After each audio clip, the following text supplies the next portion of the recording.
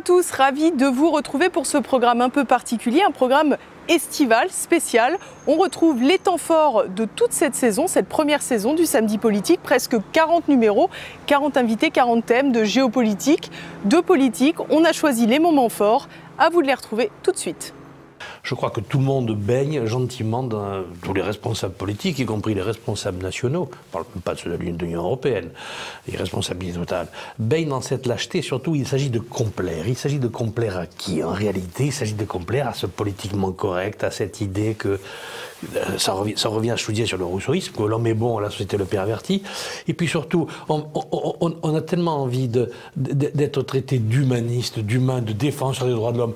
Regardez notre défenseur des droits de l'homme que nous avons connu comme ministre de la Justice et qui faisait son travail sous Jacques Chirac, c'était Jacques Toubon. Subitement, il prend l'habit de défenseur des droits de l'homme et on ne le reconnaît plus. Le voici prenant les positions les plus extrêmes en termes de protection des individus. Alors, mais c'est très bien de protéger les individus, mais peut-être qu'il faut éviter de protéger aussi les malfaisants, les terroristes, tous ceux qui nuisent à la vie en société. Cette vulgarité de l'expression, je pense, a éminemment joué dans ce déferlement. Dans la viralité. Oui, puis cette jubilation, cette jouissance a effectivement livré à la vindicte populaire des noms et les hommes, surtout parce que nous dit Balance ton porc, c'est la chasse à l'homme est ouverte, la chasse aux hommes est ouverte. C'est là qu'il faut se dire, mais arrêtons d'être les dupes de ce discours idéologique, de cette rhétorique, parce que effectivement, toute femme, et on l'espère pour elle, toute femme a fait l'objet effectivement d'un regard rempli de désir et on n'est pas pour autant offensé.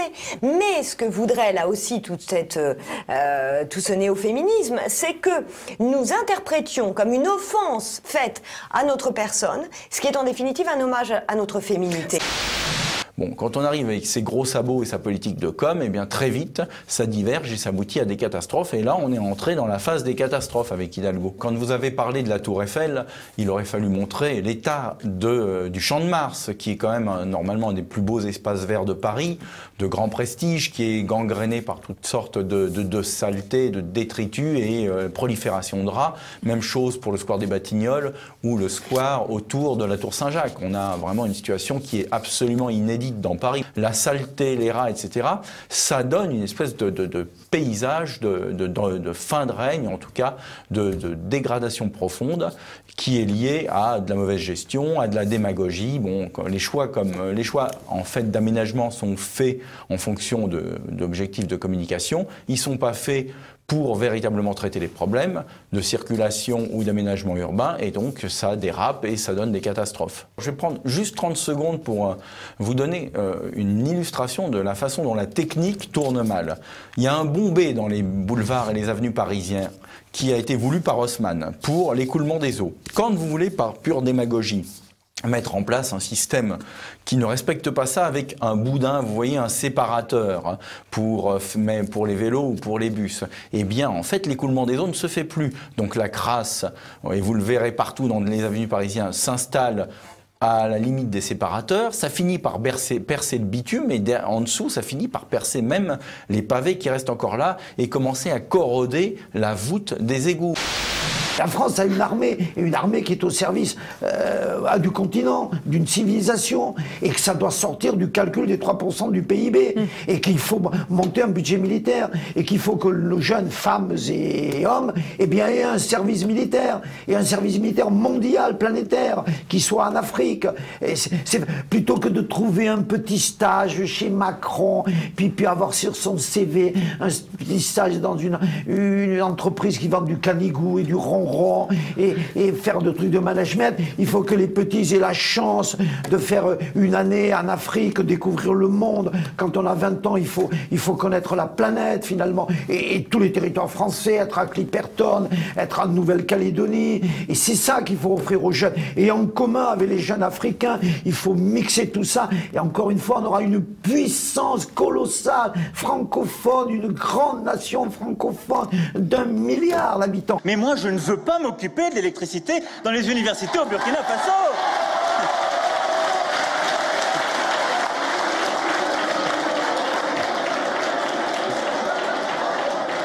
C'est le travail du président. Alors par contre, je vous rassure, du coup il s'en va, reste là.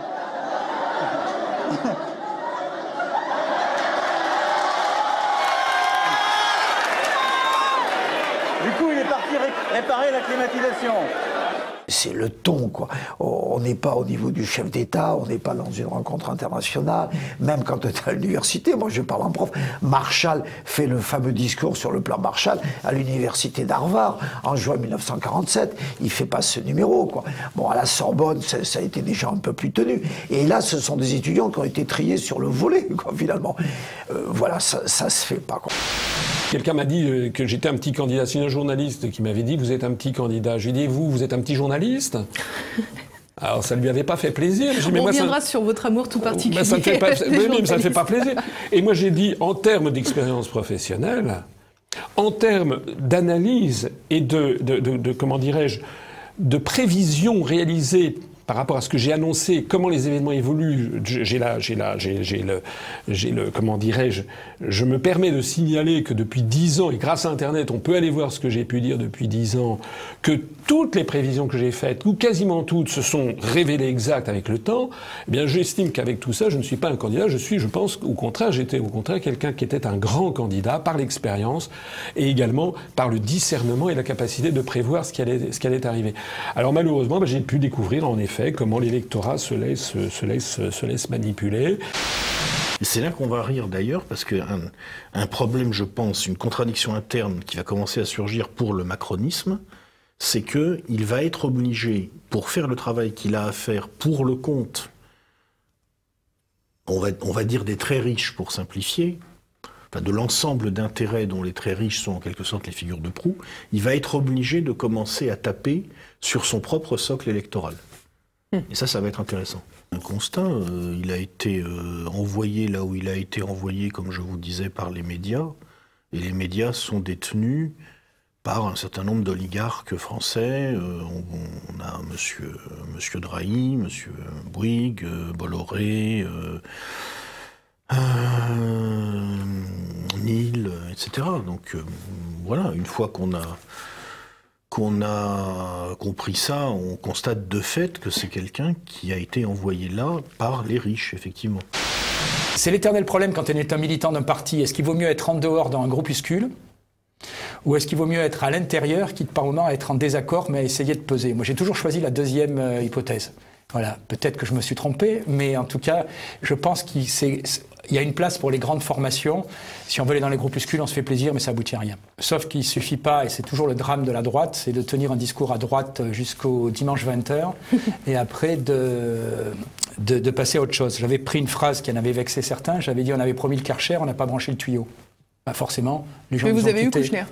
Oui, on a eu Kouchner et puis on a eu tout un tas d'individus sympathiques. À un moment ou à un autre, les gens qui pensent à peu près la même chose devront se rassembler. Voilà. Aujourd'hui, quand je regarde le programme du Front National, j'ai l'impression que c'est le programme du RPR quand j'y ai adhéré. Et quand je regarde le programme des Républicains, j'ai l'impression que c'est le programme de l'UDF il y a quelques années. Alors heureusement, avec Laurent Wauquiez, les choses sont en train de changer. Mais soyons honnêtes, aujourd'hui, il n'y a plus grand-chose qui sépare le discours. Après, il y a une diabolisation. Voilà. Il y a une diabolisation où c'est sûr que si je vous disais maintenant il faut faire un accord avec le Front National, immédiatement, c'est un scandale, immédiatement, voilà. J'avais déjà poussé des cris il y a 2 ou 3 ans, quand une toute jeune fille de 14 ans avait été happée par une bande et avait servi d'objet sexuel pendant 10 jours ou 20 jours dans une cave dans le sud de la France, et que, bien entendu, les violeurs en question avaient eu de la part de la justice un traitement du style « malheureuse victime », effectivement, ils sont un peu joueurs, faut les comprendre. Et j'avais dit « mais où sont les féministes ? Où sont osés le féminisme ? Où sont les chiennes de garde ?» Comme, manifestement, les violeurs étaient issus de l'immigration, personne, ce groupe féministe et d'autres, sont pour lutter avec la plus grande énergie contre les violeurs blancs. Il y a même eu, au mois de novembre, un article, mais alors immonde dans Libération, qui disait « oui, mais ce qui compte, c'est que c'est toujours un homme qui viole, le reste, ça n'a pas une grande importance », comme si le fait de désigner le coupable n'avait pas d'importance.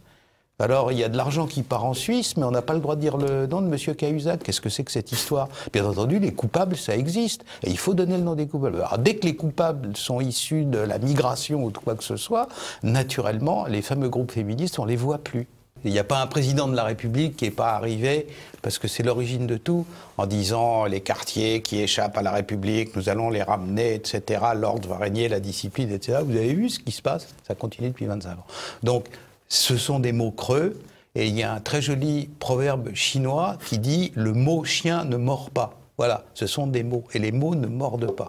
Alors, naturellement, compte tenu de ce que sont ces quartiers et les individus qui y sévissent, ceux qui sont capables de lyncher des femmes à terre, naturellement, il leur faut un minimum de retour à l'ordre. Tant que la classe politique, dans son ensemble, ne prendra pas au sérieux la dimension criminelle de la politique de la ville, eh bien, on continuera à avoir des policiers qui grillent au cocktail Molotov, à avoir des jeunes femmes lynchées à terre et à avoir des politiciens qui font de l'air avec leur bouche. Je crois que la plupart des gens doivent comprendre que l'aspiration à la souveraineté est une aspiration qui est une aspiration légitime. Ce qui est amusant d'ailleurs, très amusant, c'est de voir des partis qui se mettent en avant sur les questions de souveraineté, qui parlent de souveraineté contre l'Europe, contre les États-Unis, contre ceci, la logique du décider chez soi de ce qui est bon pour soi, qui me paraît un excellent principe, mais je ne vois pas de raison de limiter ce principe à celui de l'État-nation. Je pense qu'il n'y a pas de contradiction entre les deux. Je pense que si d'ailleurs l'État-nation républicain, ordo-républicain, avait été un peu plus respectueux de l'identité de ces populations autochtones, de ces populations natives, historiques, que ça soit par sa politique d'immigration, sa politique culturelle et sa politique d'une façon générale législative, enfin toutes ces dispositions légales d'une façon générale, je pense qu'on n'aurait pas ces problèmes-là aujourd'hui. Je crois parfaitement logique, au contraire, comme on l'a vu en Catalogne et ailleurs, je crois très logique que les populations, et ça me paraît être un signe de bonne santé plutôt, que les populations en Corse et ailleurs cherchent à recouvrer plus d'autonomie. Tous les gens des Républicains, on l'a vu avec Alain Juppé, pareil, et quand ils sont partis, ils donnent leur avis tous les matins sur le parti qu'ils viennent de quitter. Honnêtement, leur avis, à mon avis, n'a que peu d'importance, précisément parce qu'ils ont quitté le parti. Mais bon, là, il faut quand même saluer le jeu d'acteur exceptionnel de Xavier Bertrand. J'attendais le moment où il allait se mettre à pleurer, parce que c'était vraiment trop violent. Enfin, c'est une blague. Déjà, nous qui sommes extérieurs au monde politique, on devine la violence de ce monde-là, et notamment dans les mots. Xavier Bertrand, là, il fait encore de manière un peu plus risible sa vierge effarouchée que ne le font les journalistes. Et il ressort cet argument. Alors on a Trump qui vient à la fin quand même, parce que c'est la nouvelle accusation pour quiconque parle un petit peu franchement en fait. On l'accuse de faire du Trump, on ne sait pas très bien ce que ça veut dire, sur la forme, sur le fond, on ne sait pas, mais c'est la nouvelle accusation qui doit faire peur, qui doit faire trembler tout le monde. Et puis il y a cette phrase magnifique, quoi. Si vous ne savez pas que c'est Laurent Wauquiez, on dirait un membre de la famille Le Pen. Qu'est-ce que ça veut dire? Enfin, je veux dire, ça ne veut rien dire, on le sait bien, ça fait à peu près 15 ans que tout le monde a compris que c'est un argument qui ne fonctionnait plus en fait. C'est évident que Jeanne d'Arc est un symbole d'universalité. Mais pour que Jeanne d'Arc soit crédible, il ne faut pas qu'elle fasse 1m90 alors qu'on sait c'était un tout petit format. Il ne faut pas qu'elle ait les cheveux longs alors qu'on sait qu'elle avait les cheveux courts. Et il serait plus crédible qu'elle ressemble à une Lorraine plutôt qu'à une Chinoise ou à une Africaine. Donc ça n'a rien à voir avec le débat idéologique. C'est simplement le sens commun. Donc on voit bien là que l'idéologie du métissage provoque des ravages et une forme de bétification affligeante. On a quand même l'impression, moi l'impression qui m'a marqué... Imaginez que demain on fasse un film sur Mahomet et qu'on le représente incarné par un viking. Qu'est-ce que diraient les musulmans? Ils seraient choqués de bon droit. Pour l'assassinat de terroristes en dehors des territoires nationaux, la France en est bien passée, puisque Hollande, le président Hollande, à son époque, l'avait décidé lui aussi. C'est officiel, il l'a même dit dans un livre qu'il a fait avec un journaliste. Bon, et est-ce que les États-Unis ne font pas des assassinats à partir de drones sur des gens présumés coupable, présumé terroriste, mais il n'y a aucun tribunal ou jugement qui a dit ça. Donc les assassinats ciblés, et les Britanniques font la même chose. Enfin, tous les États font la même chose, de façon plus ou moins discrète. La Russie pose vraiment un problème aux États-Unis parce qu'ils n'arrivent pas à imposer leur vision et leur volonté internationale. Partout sur l'échiquier international, les Russes sont plus forts que les Américains et mettent en exergue les échecs stratégiques successifs des États-Unis. Depuis l'Afghanistan, et l'Afghanistan revient sur le devant de la scène parce qu'en Afghanistan, qui va peut-être pouvoir régler la question, c'est l'Iran et la Russie, justement. C'est quand même fantastique dans l'affaire Fillon. Dans l'affaire Fillon, vous avez eu d'abord un rythme extraordinaire. Vous avez Le Canard enchaîné qui publiait à 9h du matin. À 11h, l'enquête préliminaire du parquet est ouverte. À 14h, les perquisitions commencent. À 14h15, les auditions. Et naturellement, je caricature un peu. Et naturellement, on retrouve tout ça directement au journal Le Monde.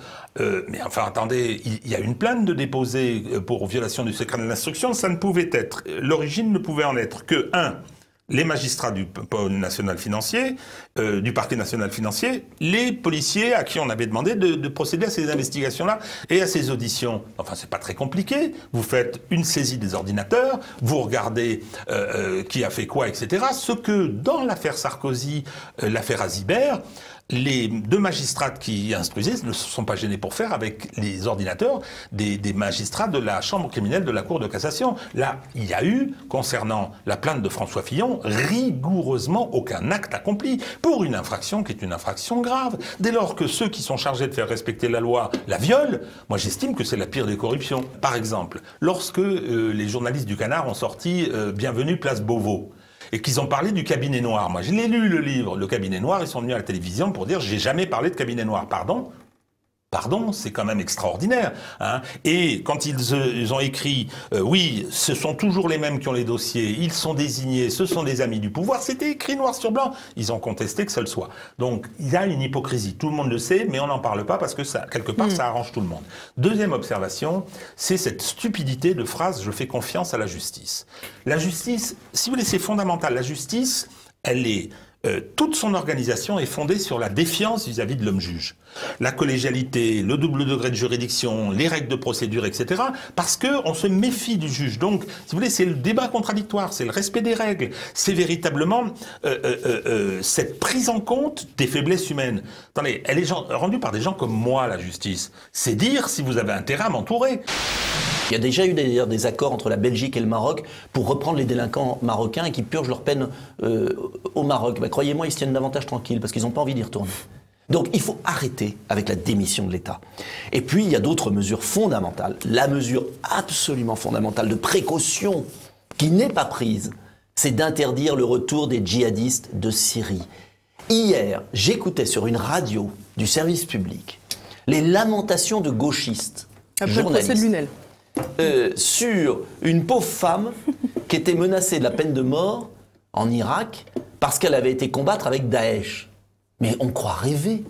Et Madame Belloubet, garde des Sceaux, qui ose s'inquiéter du sort de terroristes qui sont partis combattre, égorger nos soldats, égorger les Syriens, et le gouvernement se préoccupe davantage de ces gens-là plutôt que de nos concitoyens. Donc ça suffit. Donc il ne faut pas s'en préoccuper, il faut les laisser potentiellement condamnés. Ils ont fait leur choix. À une peine de mort. Et bien alors, ils ont fait leur choix. Et les enfants ? Ils ont été combattre, ils sont responsables de leurs enfants. On n'est pas responsable de leurs enfants. Ils restent en Syrie, ils restent en Irak. Est-ce qu'on veut, en 2022, un face-à-face entre Macron et Mélenchon ?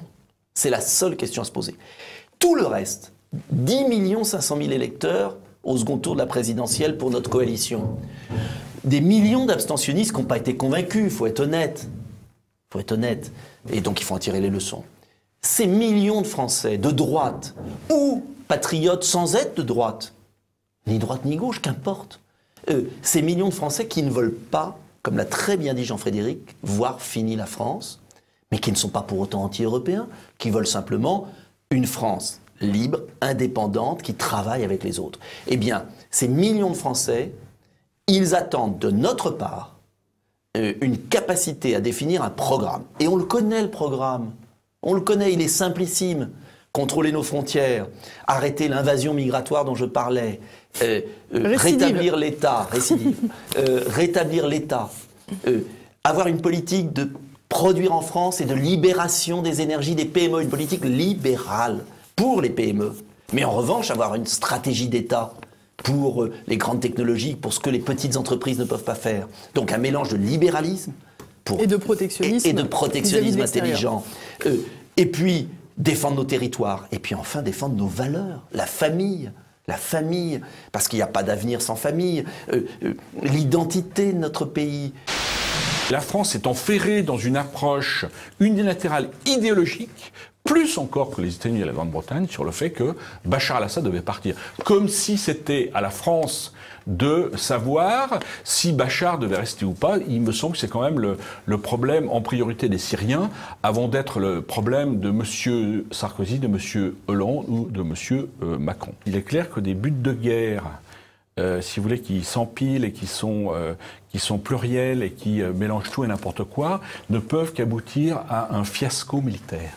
Et c'est ce qu'il faut redire à nos dirigeants en toute solennité, que la France, éternelle puissance moyenne, membre permanent du Conseil de sécurité, n'a rien à faire dans ce type de riposte militaire qui n'auront aucun objectif et conséquences sur l'évolution du conflit en Syrie, qui ne vont faire qu'aggraver la tension avec la Russie et accélérer une convergence internationale unilatérale contre l'Iran, entre les États-Unis, les pays du Golfe et Israël. Et que dans tous les cas de figure, la France n'a rien à gagner pour ses intérêts à participer à des frappes militaires annoncées à coup d'émissions télévisées, de tweets et de communiqués.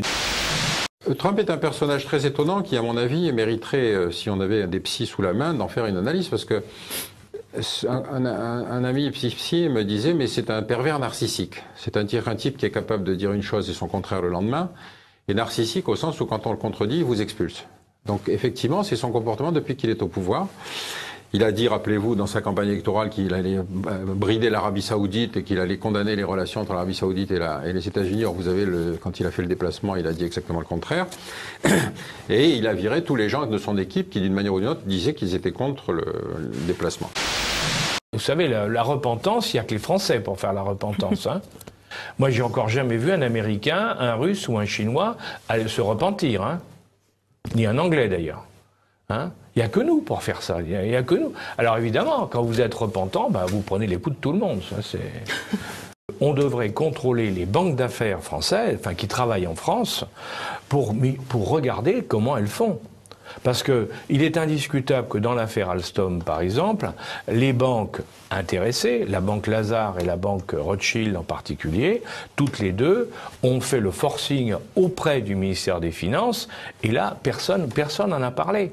Bercy est un État dans l'État.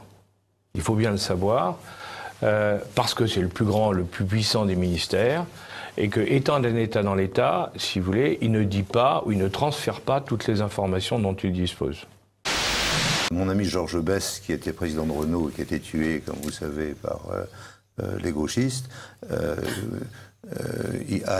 disait, lui, ça aurait été très difficile qu'un fils de femme de ménage comme moi devienne polytechnicien et ait la carrière que j'ai eue. En ce qui me concerne, je pense qu'en France aujourd'hui, cette possibilité n'existe plus. C'est-à-dire qu'il y a une idée générale, et cette idée générale, on y reviendra, que lorsqu'on est sorti de l'ENA ou de Polytechnique intelligent, par exemple, cette intelligence vous permet de faire les carrières les plus brillantes. Je pense que cette idée-là est parfaitement ancrée à l'intérieur de tous les cerveaux français et que ça conduit aux difficultés d'avoir des carrières comme la mienne quand on n'est pas sorti de ces écoles, mais ça conduit aussi au dérèglement industriel avec des gens qui ne sont pas préparés à être industriels. Si jamais on a comme objectif de faire marcher la SNCF, il vaut mieux essayer de préparer le terrain du diagnostic avec les 160 000 personnes qui travaillent. Si on veut faire marcher les trains, on peut ne pas avoir envie de faire marcher les trains. C'est à peu près ce qu'on a, la réponse qu'on a donnée. Mais si on a envie de faire marcher les trains, il faut travailler avec les 160 000 cheminots, 130 000 plus 30 000 hors statut, et essayer de voir avec eux comment ils peuvent marcher. Je pense que lorsqu'on est patron de société, quel qu'il soit, il faut dire aux actionnaires, c'est moi ou c'est vous qui dirigez. Bon, et donc là, je ne vois pas pourquoi on traiterait l'actionnaire État différemment d'un actionnaire privé. Il faut lui dire, vous m'avez nommé, par conséquent, c'est moi qui dirige. C'est clair que quand on prend le niveau peut-être d'un seul journaliste, on se dit, il n'y a pas une grande manipulation de sa part, il a juste modifié le prénom, peut-être qu'il a de bonnes intentions. Mais quand vous arrivez au bout de la chaîne de falsification, le problème c'est qu'au bout du compte, on vous dit l'insécurité en France n'existe pas, vous n'avez pas de preuves, il n'y a pas de chiffres, à la limite ce que vous dites est suspect, enfin vous faites le jeu de on sait qui. Donc c'est ça le problème, c'est que toute la machine mise bout à bout fait très mal finalement. Il y a une partition se coupe peu à peu de la société, s'isole dans son espèce de vision idéologique du monde qui est parfaite, de vivre ensemble qu'on n'a pas le droit de questionner. S'isole complètement des faits, des réalités et de son électoral. C'est ça le problème, c'est qu'au bout d'un moment, on ne peut pas faire vivre un journal juste avec des subventions et juste avec des grands financiers. Si on n'a pas d'appui public, eh ben, ça ne sert plus à rien, on n'est plus un média. Et donc il va falloir qu'ils travaillent là-dessus très vite parce qu'à mon avis, ils vont se faire rattraper par les réalités. Ces individus qui sont au centre des faits, ça va leur retomber dessus alors qu'ils sont absolument pour rien. Ils seront utilisés de toutes parts, ils seront vraiment des jouets, des marionnettes. Mais d'ailleurs, de manière assez générale, la figure de l'immigré est quand même pour moi, c'est la marionnette de toute cette bien-pensance. C'est-à-dire, on se donne une extrêmement bonne conscience en montrant à côté de soi un immigré. Regardez, il est gentil et moi je suis très bon avec lui. Donc en gros, moralement, il n'y a pas mieux que moi. Donc il faut voter pour moi. Finalement, c'est eux la vraie mentalité de colon. Exactement. Je trouve qu'il y a exactement cette utilisation-là, cette supériorité morale qui, moi, me frappe à chaque fois que je vois ces images. C'est très bien ce que tu as fait. Mais tout le bénéfice, il est pour moi. Donc c'est devant moi qu'on doit se prosterner parce que c'est moi qui reconnais qu'il a bien agi. Et le pauvre Mamadou est là, mais il est utilisé complètement par ce système. Vladimir Poutine, on parle de l'ancien KGBiste, on parle du stratège, on lui prête en plus un côté docteur Mabuse derrière les nuages qui manipule à peu près tout. D'ailleurs, dès qu'un ministre français a un chat dans la gorge ou un corps au pied, c'est la faute des Ruskov. Macron a une diplomatie du selfie. C'est-à-dire, dès qu'il a un problème avec un chef d'État, il va vers un chef d'État qui, sans être une menace directe, a un rayonnement opposé. Rappelez-vous, quand il avait eu un problème avec Angela Merkel, il était allé faire le premier selfie avec Vladimir Poutine. Bon, pourquoi pas? Mais ça ne remplace pas une stratégie. Emmanuel Macron n'a pas de stratégie et n'a pas de moyens de force pour la mettre en acte. Donc, il peut faire tous les selfies qu'il veut. Le problème, c'est que Emmanuel Macron n'est pas chef d'État, parce qu'il faudrait qu'il soit un chef et qu'il ait un État. Il est gouverneur de l'Euroland France. Point. Mais malheureusement, il entre beaucoup dans ce rôle. Alors après, il fait des phrases. Bon. Oui, comme au poker, quand on n'a pas de carte, on bluffe. Bruno Le Maire va faire un bureau. Là, on est très content parce que Bruno Le Maire va faire un bureau pour étudier des entreprises qu'il ne peut pas toucher, parce que la vraie limite, elle est là. Si la France était souveraine, elle pourrait dire une chose très simple. La licence de Goldman Sachs sur la France a pu. Là, d'un seul coup, vous devenez un interlocuteur sérieux. Vous devenez un interlocuteur sérieux. Si vous frappez une entreprise américaine, ce que la structure même de l'Union européenne n'autorisera jamais, vu le nombre de pays qui sont des laquais et des laquais contents. Ça a posé un problème extrêmement important en Italie, d'autant plus qu'on a quand même des structures mafieuses qui existent dans le sud de l'Italie, et que l'arrivée de ces migrants et le commerce de ces migrants, parce qu'il faut bien dire ce qui se passe, c'est aussi un trafic d'humains organisés. C'est une forme d'esclavage. Eh bien, ça a donné une visibilité, une importance au réseau de la mafia, qu'il s'agit de la mafia napolitaine, de la 'ndrangheta calabraise, etc. C'est aussi un problème énorme. Et par rapport à ça, si vous voulez, l'opinion publique italienne a réagi extrêmement violemment. On est aujourd'hui dans une phase de montée de l'euroscepticisme dans l'ensemble des pays de l'Union européenne. C'est très clair. On a vu les élections en Hongrie, on a vu les élections en Autriche. Bon, c'est une espèce de mouvement en général. Il y a ces élections en Italie aujourd'hui.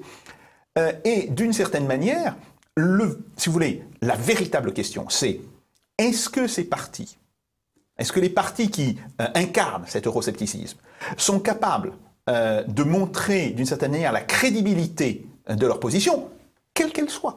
Le problème par rapport à la politique du Front National, c'est pas sa position par rapport à l'Europe, c'est pas sa position par rapport à l'euro, c'est la crédibilité générale de sa politique.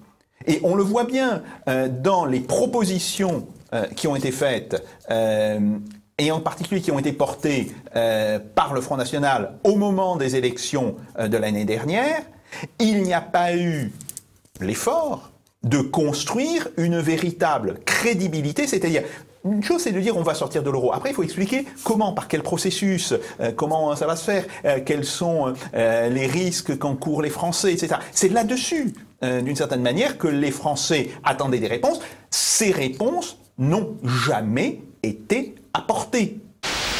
Et voilà, le best-of du Samedi Politique, c'est déjà terminé. J'espère que ça vous a plu. En attendant de vous retrouver en septembre, je vous propose de suivre TV Liberté sur tvliberté.com et également sur tous les supports des réseaux sociaux. Cela veut dire Facebook évidemment, Instagram, mais aussi Twitter, @TVL officiel. Je vous donne donc rendez-vous en septembre et vous souhaite de bonnes vacances si elles ne sont pas déjà terminées. À bientôt sur TV Liberté.